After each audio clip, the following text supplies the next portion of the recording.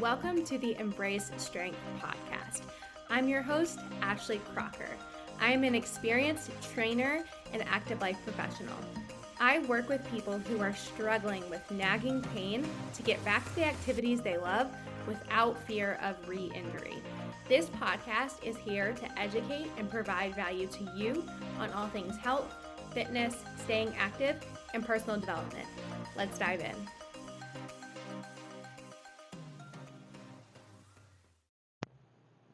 Hello and welcome back to the pod. First off, I just want to say I hope this audio sounds okay because I'm recording it on my phone.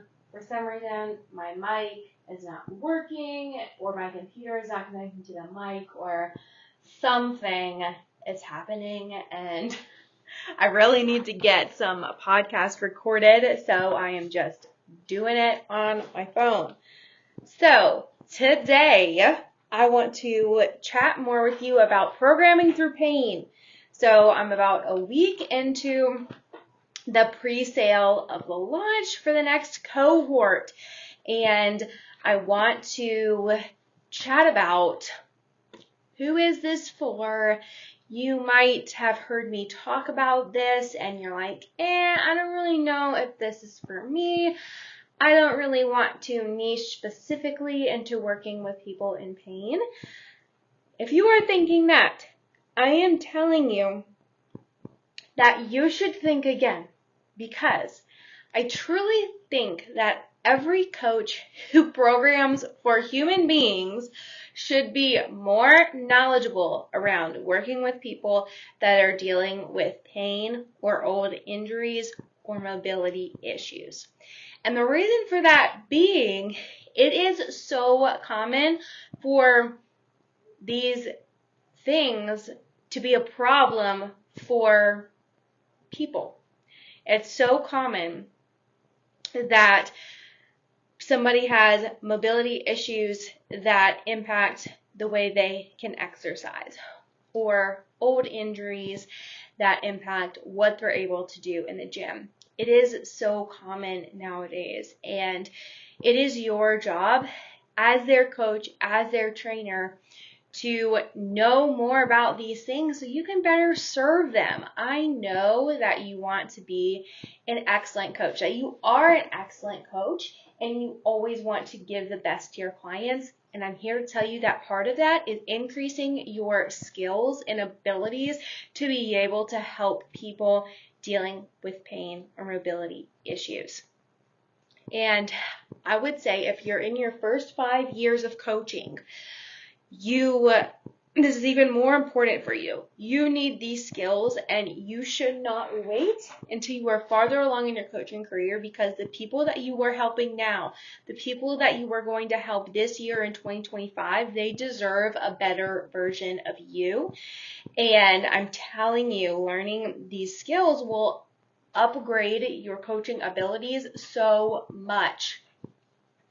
And if you're listening to me and you're like, I still don't think that it matters that much, I'm going to give you some tangible examples for you to consider.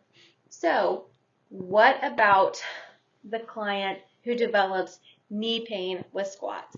And no matter how many times you watch them do their squat, or no matter what slow down speed you watch their squats at, you can't quite put a finger on it, right? And you don't really know what to do. You've given them the cues of sit back in your heels, think about your foot like a tripod, keep your chest up, but even still, they're just having that twinge in their knee, okay?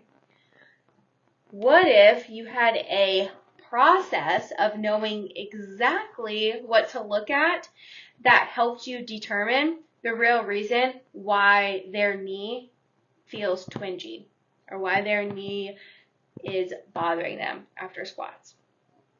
Because that's the stuff that I'm going to teach you in programming through pain, okay?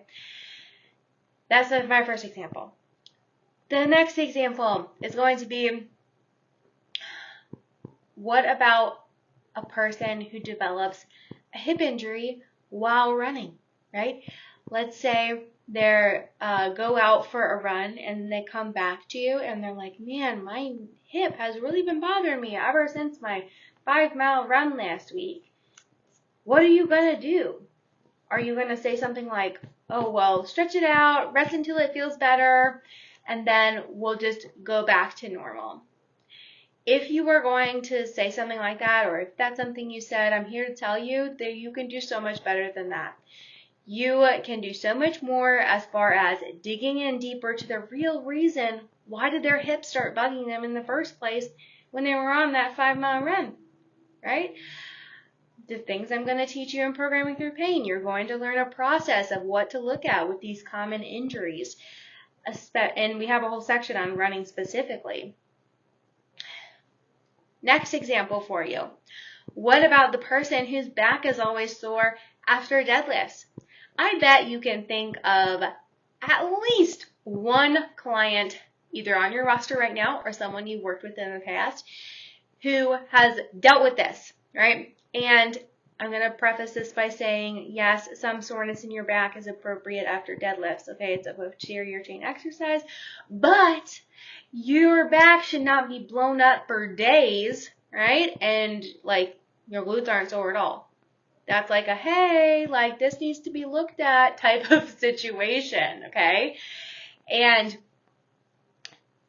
there a lot of times with this issue, with having issues with back pain or issues with deadlifts, the true root of the problem is so much deeper than you giving them a visual cue after you watch their movement. And I know that most of you just watch videos and give them cues, which is great, but again, you can go a layer deeper to figure out why aren't they using the right muscles with those deadlifts, right? Like, what is the real root of that?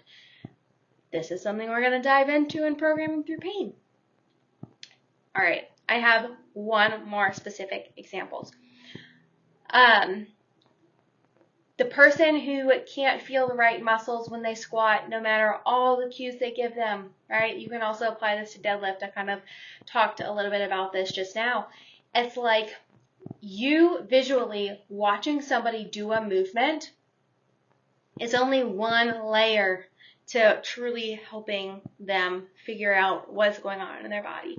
It's one layer. There are so many other layers that you can peel back to get so much more information when it comes to why they aren't even using those muscles in the right, like why they aren't using the right muscles in the first place.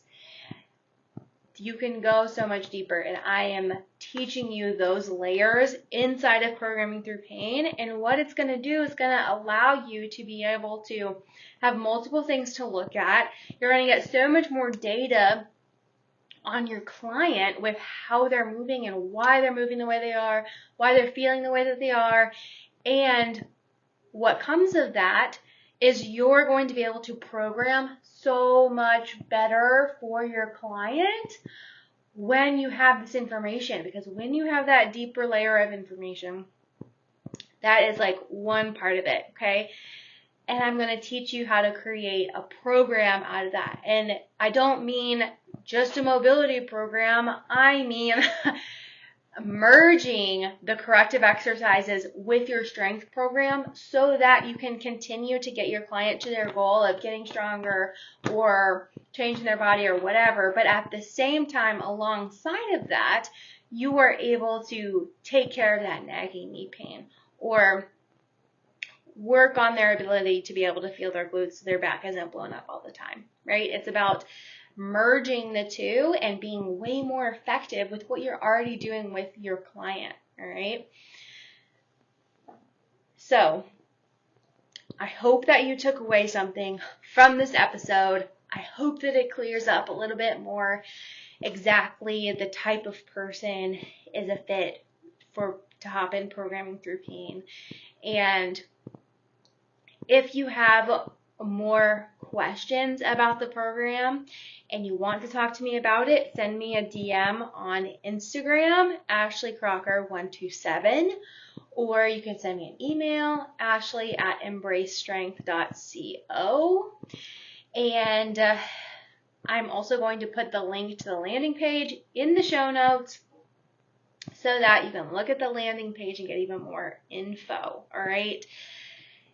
If you want to be prepared and know exactly what to do when your client is having these issues, instead of having a mentee be and going into a Google spiral, join Programming Through Pain, where I'm going to teach you exactly how. All right, talk to you next time. We're in the pre-sale until December. It's January. In the pre-sale until January 31st. Pre-sale gets the best price. And if you are also on my email list, you have a super special pre-sale price. All right? So, links in the show notes. Talk to you soon.